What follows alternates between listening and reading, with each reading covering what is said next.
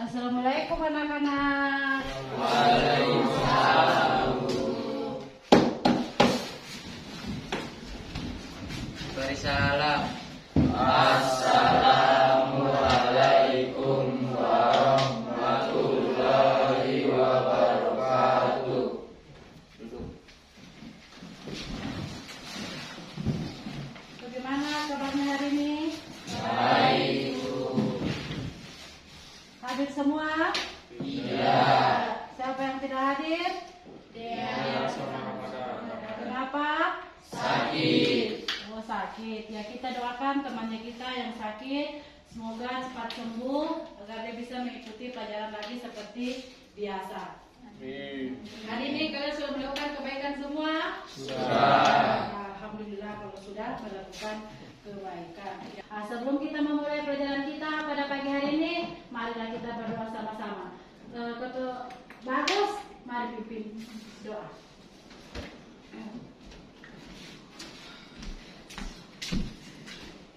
Marilah teman-teman, sebelum kita memulai pembelajaran pada hari ini, alangkah baiknya kita berdoa agar mendapat rahmat dan bimbingan dari Allah Subhanahu wa taala. Berdoa dimulai. Rabbi zidni ilma warzuqni fahman. Amin. Sebelum kita masuk kepada materi inti, Ibu Guru absen dulu ya.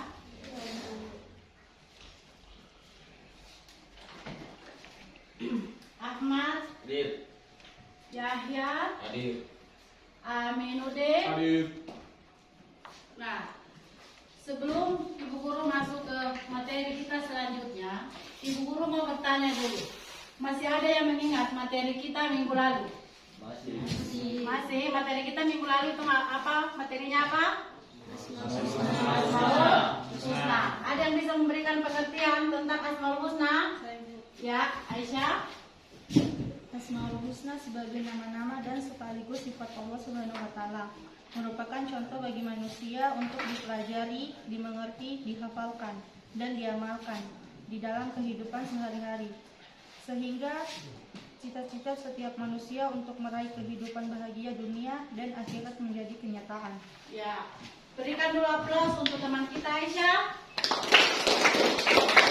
Nah, Asmaul Husna adalah nama-nama baik Allah Subhanahu wa taala. Nah, Guru akan masuk ke materi kita yang sekarang, yaitu adalah menjauhi pergaulan bebas dan zina. Nah, adapun tujuan pembelajaran kita untuk mempelajari untuk yang kita akan capai pada pagi hari ini, yaitu yang pertama adalah setelah memahami materi dan menggali informasi, peserta didik mampu meyakini bahwa pergaulan bebas dan zina adalah dilarang agama dengan benar.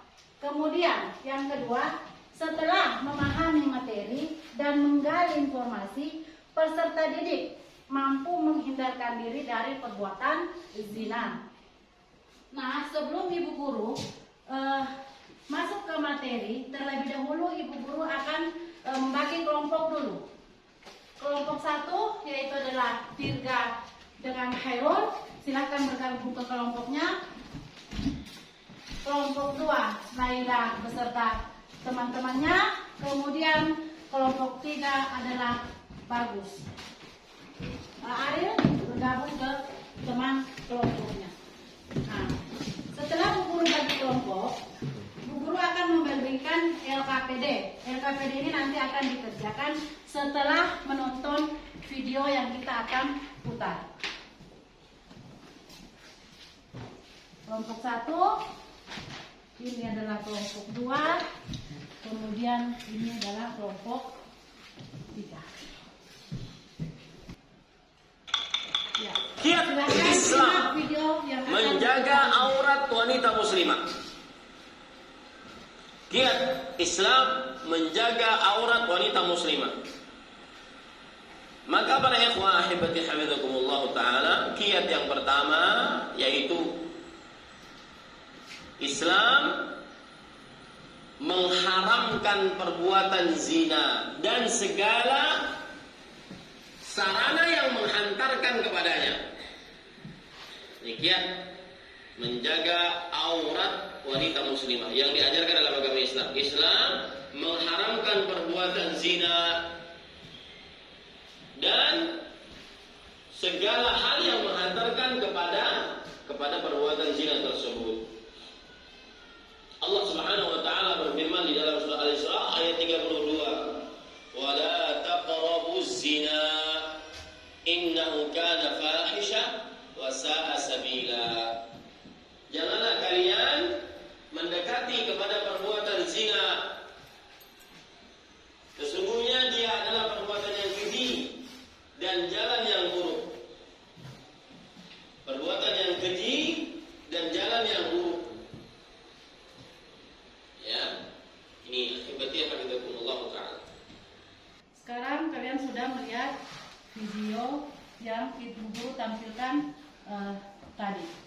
Nah, sekarang tugas kalian adalah setelah menonton video ini, apakah kalian di antara kalian ini ada yang mau ditanyakan? Siapa yang mau bertanya? Ya, Naila coba. Dampak negatif apa yang ditimbulkan zina? Yang menimbulkan zina? Dampak negatif apa yang menimbulkan zina? Ada temannya yang bisa menjawab? Ya, Fajri silakan. Mendapatkan murka dari Allah Subhanahu wa taala, dijauhi dan dikucilkan oleh masyarakat, nasab menjadi tidak jelas. Ya, masih ada yang mau menambahkan jawaban dari Fajri? Ya Bu, Ya, anak hasil zina tidak bisa dinasabkan kepada bapaknya. Anak hasil zina tidak berhak mendapat warisan, mengakibatkan kefakiran. iya. Itulah tadi dampak-dampak daripada perbuatan zina. Yaitu yang pertama adalah mendapat murka dari Allah Subhanahu wa taala. Inilah yang paling kita takutkan, yaitu mendapat murka. Karena kalau kita sudah mendapat murka dari Allah Subhanahu wa taala, apa yang akan terjadi di kehidupan kita ke depannya? Kemudian yang kedua, dijauhi dan dikucilkan oleh masyarakat. Dikucilkan sama masyarakat. Enak kan tidak kalau kita dikucilkan sama masyarakat? Tidak. Ada yang mau dikucilkan sama masyarakat? Tidak. Tidak ada yang mau dikucilkan sama masyarakat, maka jauhilah zina. Kemudian yang ketiga, nasab tidak menjadi jelas. Nasab artinya itu keturunan. Keturunannya kita tidak menjadi jelas. Kemudian selanjutnya, anak hasil zina tidak bisa dinasabkan kepada bapaknya. Ini tadi sama. Kemudian yang selanjutnya, anak hasil zina tidak berhak mendapat warisan. Karena nasabnya dari bapak tidak sah, maka tidak berhak mendapat keturunan dan mendapat warisan dari bapaknya tersebut. Walaupun dia adalah ayah biologisnya, tetapi di dalam agama itu tidak dibolehkan. Salah satu contohnya adalah apabila anak perempuan tidak boleh menjadi wali nikah pada saat nikah, pada saat ijab kabul. Itu harus dijadikan, anak perempuan tersebut harus mengambil wali hakim. Karena bapak tidak dinasabkan, anak tidak dinasabkan kepada bapaknya, tetapi dia adalah dinasabkan kepada ibunya. Nah, kalian sudah menonton video dan Bu Guru sudah menambahkan sedikit tentang perbuatan zina dan ayat Al-Quran yang melarang untuk mendekati zina. Sekarang tugas kalian adalah, Bu Guru tadi sudah berikan LKPD ya. Nah, tugas kalian adalah kerjakan LKPD yang Ibu Guru sudah bagikan tadi bersama dengan kelompoknya. Bu Guru sudah bagikan LKPD, Bu Guru sudah bagi kelompok. Silahkan kalian kerjakan LKPD yang ada. Nanti sebentar kita akan presentasikan satu per satu. Silahkan kerjakan dengan kelompoknya.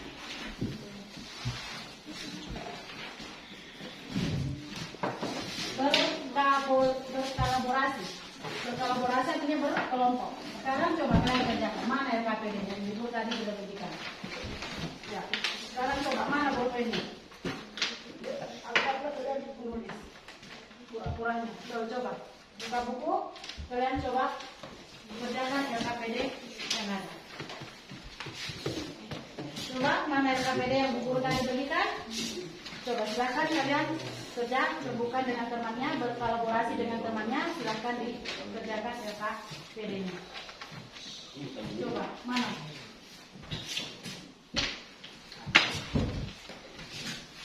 Ini yang kelompok 3 ya. Mana LKPD-nya? Coba dikerja. Mana bolpennya? Ke Kasih keluar coba. Anggaplah kalian dulu. Mana? Kasih keluar. Kerjakan.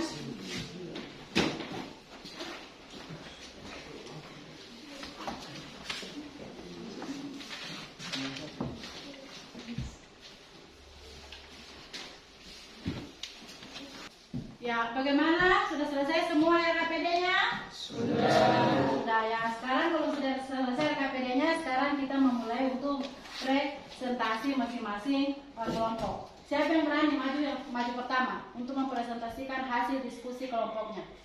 Silakan maju ke depan.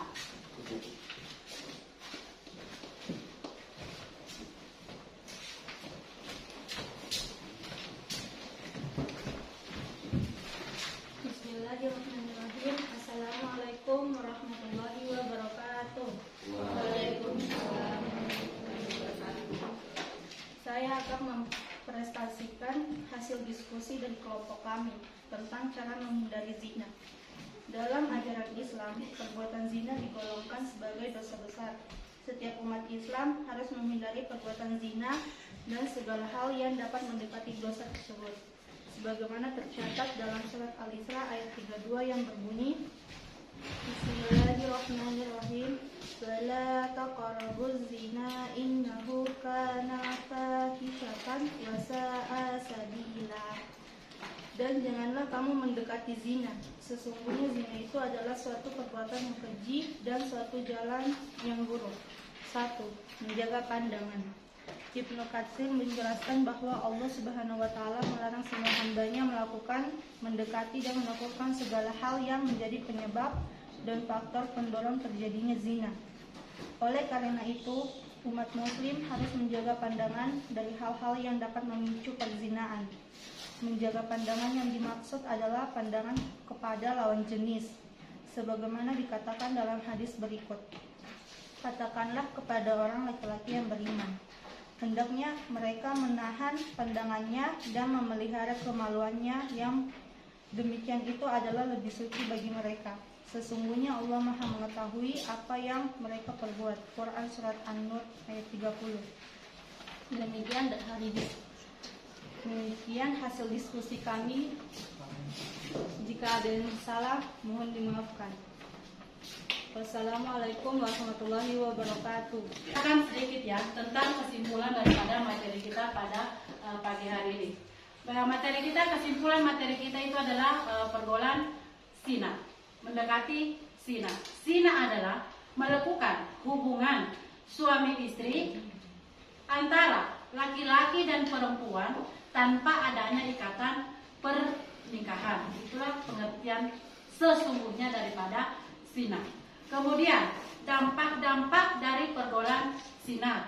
Yang pertama dampaknya yaitu dampak paling utama adalah mendapat murkah dari Allah Subhanahu wa taala. Itu utama dan paling utama. Kemudian selebihnya adalah banyaknya di lingkungan masyarakat kita banyaknya bayi-bayi yang diaborsi karena disebabkan oleh perbuatan zina. Itu adalah salah satu dampak-dampak daripada pergaulan zina. Kemudian apalagi tadi faktor-faktor yang dapat menyebabkan zina. Apa faktor-faktornya? Yang pertama adalah lemahnya iman. Berarti kita harus selalu meningkatkan iman dan takwa kita kepada Allah Subhanahu wa taala untuk menghindari hal-hal yang tidak diinginkan di lingkungan masyarakat.